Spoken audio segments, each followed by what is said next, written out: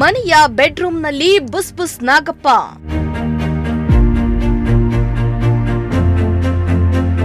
ನಾಗರ ಹಾವನ್ನ ಕಂಡು ಬೆಚ್ಚಿಬಿದ್ದ ಕುಟುಂಬಸ್ಥರು.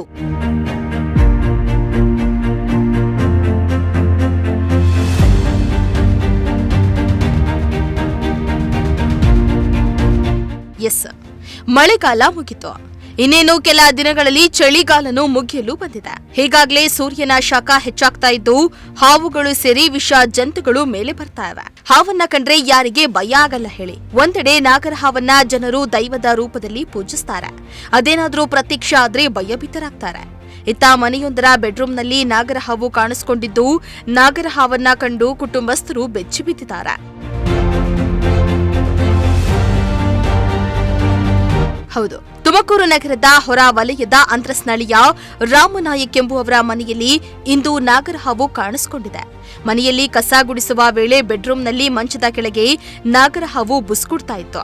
ಹಾವನ್ನ ಕಂಡ ಮನೆಯವರು ಒಂದು ಕ್ಷಣ ಬೆಚ್ಚಿಬಿದ್ದಿದ್ದಾರೆ. ಕೂಡಲೇ ಈ ಬಗ್ಗೆ ಉರಗ ಸಂರಕ್ಷಕರಿಗೆ ಮಾಹಿತಿಯನ್ನ ನೀಡಿದ್ದು ಸ್ಥಳಕ್ಕೆ ಬಂದ ಉರಗ ಸಂರಕ್ಷಕ ದಿಲೀಪ್ ಕುಮಾರ್ ಎಂಬುವವರು ಕಾರ್ಯಾಚರಣೆಯನ್ನ ನಡೆಸಿ ಬೆಡ್ರೂಮಿನ ಮಂಚದ ಕೆಳಗಿದ್ದ ಬೃಹತ್ ಗಾತ್ರದ ನಾಗರ ಹಾವನ್ನ ರಕ್ಷಣೆ ಮಾಡಿದ್ದಾರೆ.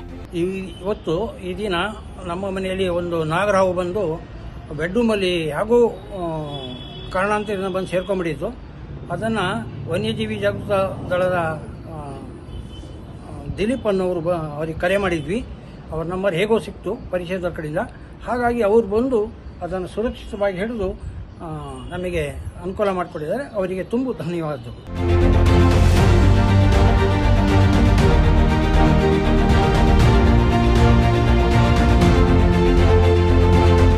ಇನ್ನು ಮನೆಯಲ್ಲಿದ್ದ ಹಾವನ್ನ ರಕ್ಷಿಸಿ ದೇವರಾಯನ ದುರ್ಗದ ಅರಣ್ಯ ಪ್ರದೇಶಕ್ಕೆ ಸುರಕ್ಷಿತವಾಗಿ ಬಿಟ್ಟಿದ್ದಾರೆ.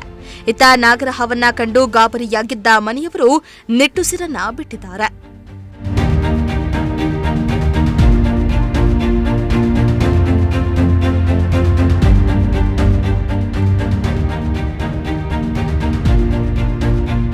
Bureau report, Prajashakti TV, Tumakuru.